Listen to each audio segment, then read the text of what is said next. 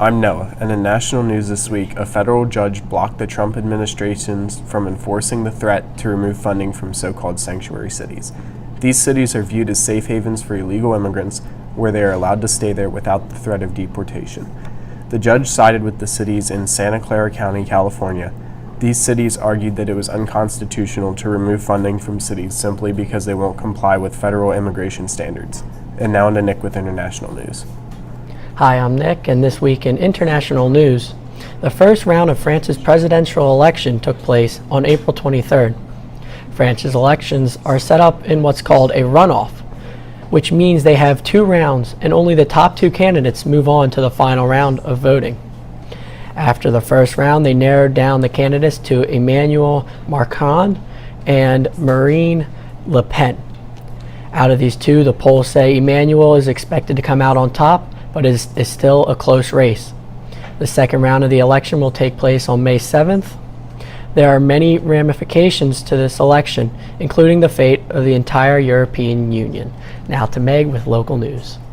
Hi, I'm Meg, and this week in local news, a man who shot 2 Pennsylvania troopers has been sentenced to death.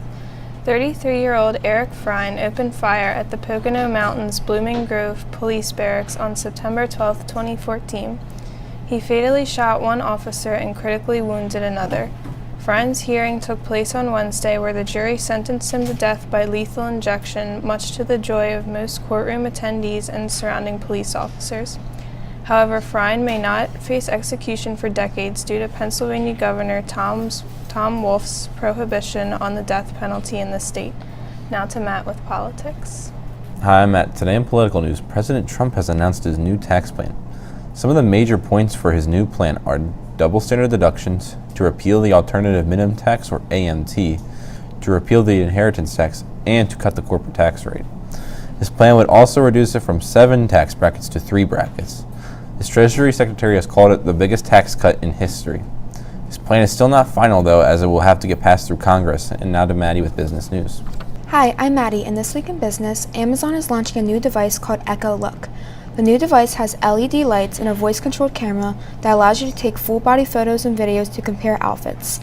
Echo Look has all the features Alexa does, but decides what outfits look best. The feature is called Style Check and uses factors like fit, color, styling, seasons, and current trends to pick the best outfit. The software in Echo Look was created by Amazon fashion specialists and trained the software to have better judgment of style. The Echo Look will cost $200 once it is available. As for now, you have to request an invitation to buy one. That's all for business, and now to Anthony with sports. Hi, I'm Anthony, and this week in sports, the NFL Draft kicked off last night. It is scheduled to take place from April 27th through the 29th. The draft can be viewed on ESPN at 8 p.m. Also, this year the event is taking place in Philadelphia. Teams with high first-round draft picks such as the Browns and the 49ers will be making tough decisions with so much talent in the draft. College stars such as Deshaun Watson, Myles Garrett, and Jamal Adams are just a few of the players expected to be drafted early.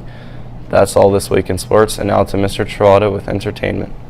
Hi, I'm Mr. T, and this week in entertainment news, Jurassic Park fans will be thrilled to know that the upcoming installment of the sequel to Jurassic World will include Jurassic Park fan favorite Jeff Goldblum returning as Dr. Ian Malcolm. The sequel to Jurassic World is expected to come out in June 2018, and returning stars Chris Pratt and Bryce Dallas Howard will also be back. The film is also being produced by Steven Spielberg, who I hear is pretty good. That's all for this week. Thank you. We'll see you next week.